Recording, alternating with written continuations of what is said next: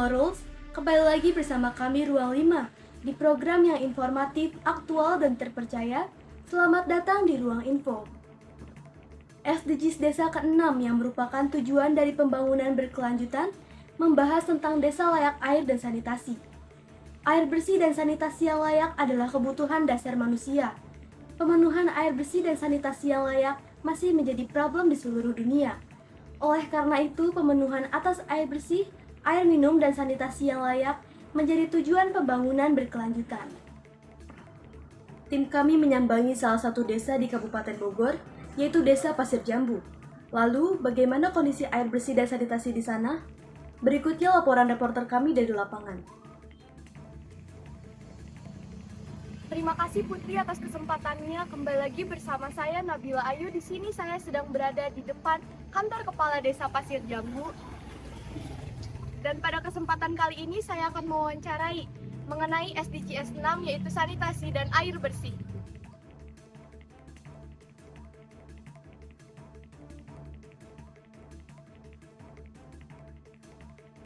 Alhamdulillah kalau air bersih sanitasi baik karena kita emang rata-rata warga itu punya sumber pribadi dan untuk wilayah perkampungannya ya beda dengan perumahan. Untuk perumahan kita alhamdulillah. Jadi kalau di sini tuh sumber airnya biasanya dari sumber pribadi. Dari sumber pribadi ada yang baik, ada yang mulai sini ada yang sumur bor, ada yang sumur manual yang besar itu yang kayak biasa. Kalau misalkan yang dari PDAM itu masih jarang atau? Itu ada tapi untuk perawatan itu di perumahan. Kayak Villa Bogor Indah 5, Villa Bogor 6, perumahan. Kalau di sini Pak, warganya sendiri menjaganya itu seperti apa Pak? Menjaga biar airnya tetap bersih dan layak. Warga di sini karena itu air mereka sumber pribadi ya, jadi otomatis ya secara biasa aja diambil taruh di bak, nggak ada yang berbeda karena emang udah bersih dari sananya karena mata air dalam air ya udah bersih. Tapi kalau untuk mereka untuk minum sendiri mereka masak, ada juga sekarang air mineral gini ya, ini iklan tak air mineral mereka kadang untuk minum selain masak mereka air mineral. Kalau untuk kemarin sempat kemarau panjang Pak, di sini apakah terdampak kekeringan? Untuk sebagian wilayah Pasir Jambu terdampak ya kemarin karena sekitar 4 bulan kurang lebih ya. Tapi di akhir kemarau kemarin, jadi awal 1, 2, 3 bulan kemarin kemarau aman. Pas terakhir itu kita beberapa wilayah di RW 8 dampak keringan, RW 13. Dan alhamdulillah untuk RW 13 kita ada bantuan tuh dari kepolisian. Polres itu sumur bor, ada 2 kepolisian satu, terus satu lagi dari bantuan sosial warga sekitar itu ada 2 sumur bor di sana dibuat di RW 13. Dan sama ini untuk kekeringan kita minta bantuan dari BPBD sama damkar pengadaan air bersih. Berarti untuk solusinya kemarin diadakan Sumur bor dan pengiriman kita bantuan dari BPBD bantuan air bersih. Ada berapa tangki untuk itu. Air bersih dan sanitasi yang layak menjadi kebutuhan dasar bagi setiap manusia.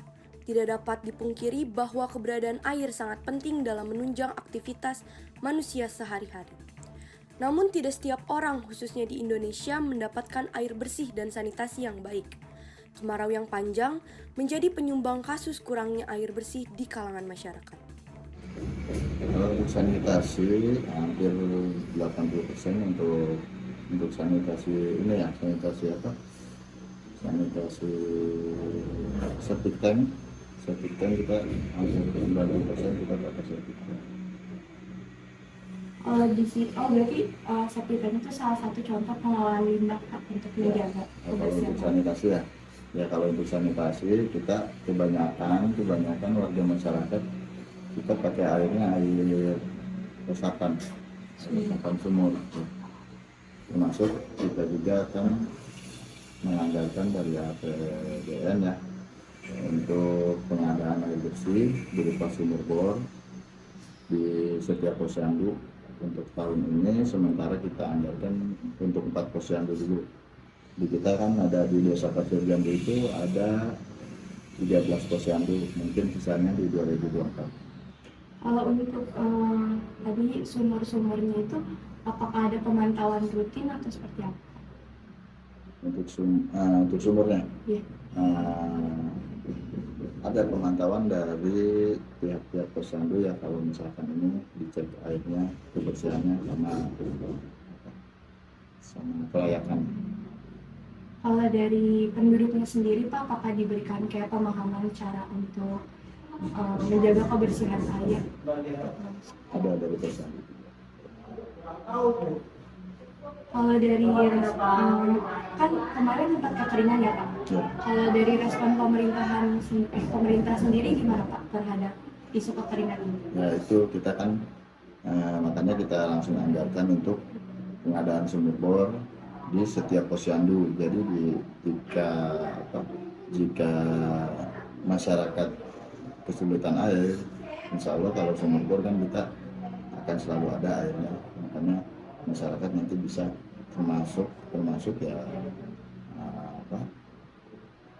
yang warga masyarakat yang ke posyandu juga. Kira-kira ada berapa Pak sumur bor yang ada di desa ini? Kalau yang ada di desa saya belum ngecek semua ya. Cuman kalau program desa itu sementara kita di tahun 2023 4 dulu. 4 sumur. Ya, 4 sumur bor untuk 4 posyandu. Set dari Kementerian Kesehatan pada tahun 2020 mengungkapkan hasil yang sangat menakutkan. 7 dari 10 rumah tangga di Indonesia mengkonsumsi air yang tercemar bakteri E. coli. Hal ini tentunya berdampak pada kesehatan masyarakat dan lingkungan. Sementara ini sih air ya untuk air minum ya, khususnya air minum sih alhamdulillah sih nggak ada perubahan apa-apa. Dan memang di kami wabil khusus yang ada di wilayah RT 3 ini air itu sumur bor semua gitu. Cuman kalau yang di bawah itu airnya tuh jelek untuk dikonsumsi buat minum tuh nggak bisa, karena untuk 1 meter aja udah dia keluar udah air, tapi airnya tuh kalau kata orang Sunda tuh kayak itu yang ada kemerah-merah gitu, jadi nggak layak konsumsi. Jadi ngambilnya dari mata air aja gitu. Kalau dari yang air yang di bawah ini sempat dikonsumsi atau enggak? Yang tadi saya sebutkan enggak dikonsumsi. Cuman itu buat cuci piring aja atau buat mandi aja kali ya. Kalau untuk diminum mah kita nggak pernah pakai. Untuk yang tadi air kotor tuh ada ini nggak Pak, kayak usaha untuk merubah kualitas airnya atau jadinya pindah tempat aja? Kayaknya sih enggak sih ya, enggak ada untuk pindah tempat itu. Cuman khusus yang di bawah ini, jadi airnya tuh begitu semua gitu. Ada beberapa tempat yang nggak bisa dikonsumsi untuk minum, kita bisa ngambilnya mungkin dari mata air, menyedot dari mata air gitu. Kalau di sini ada rencana jangka panjang gitu nggak, pakai program jangka panjang untuk meningkatkan kualitas air atau sanitasi yang ada di sini? Selama ini ya nggak ada sih ya program, cuma memang kemarin dari pihak balai desa atau dari kantor desa itu ada untuk pembikinan sumur bor untuk kedepannya. Cuman sampai saat ini emang belum terlaksana masalah itu air itu. Kalau hambatan belum terlaksananya itu apa?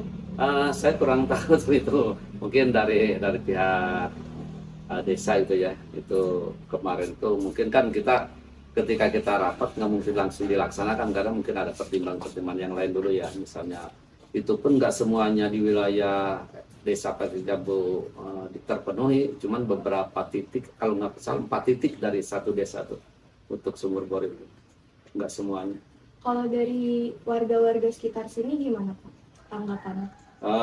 Selama ini kalau memang itu untuk membantu warga yang memang airnya kurang bagus untuk konsumsi minum ya positif sih, bagus.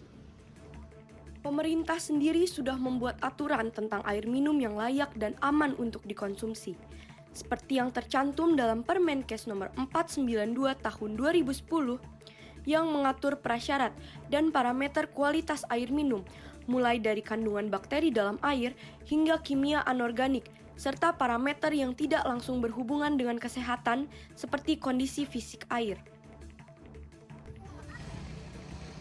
Sekian yang dapat saya laporkan, saya kembalikan ke Putri di studio.